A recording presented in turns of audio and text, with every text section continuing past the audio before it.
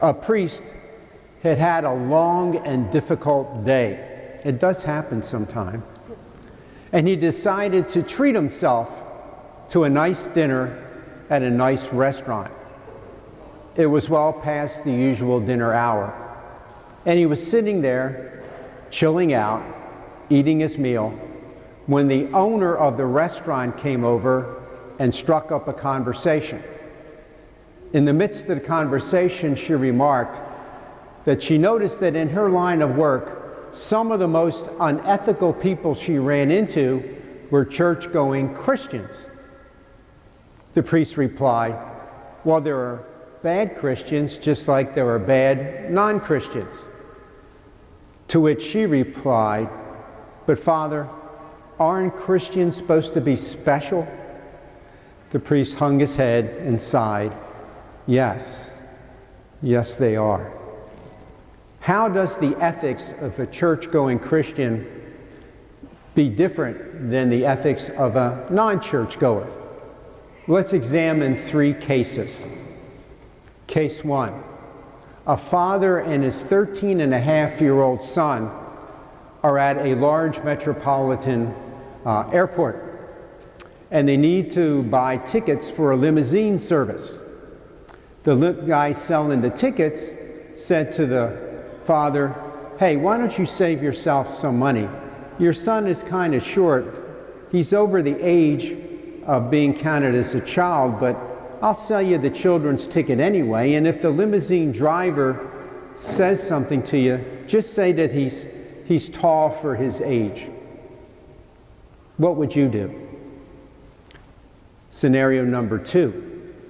A mother and her 5-year-old daughter have just completed their weekly grocery shopping, and they're home unpacking, making sure things get in the fridge, making sure things get in the freezer and put away.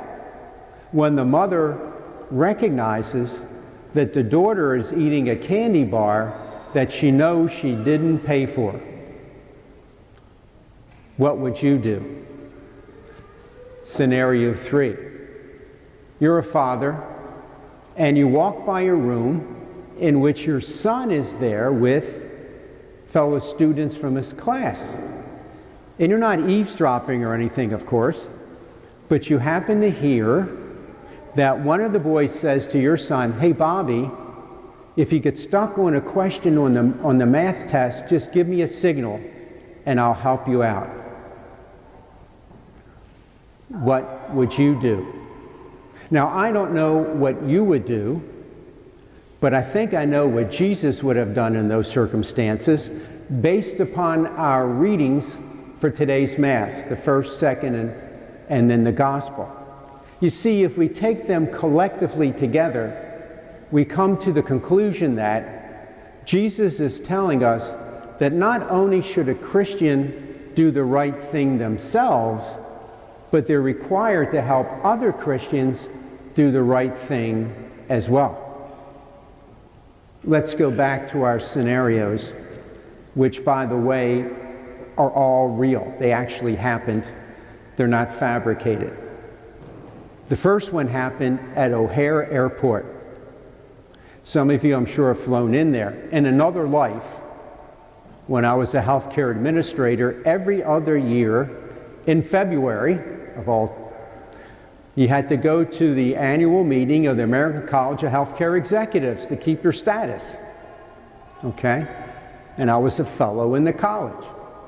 So every year I had to take that limousine service to get from O'Hare to the downtown hotel. So I know how it works. Well, the father said to the ticket salesman, no, thank you. 2 adults, please.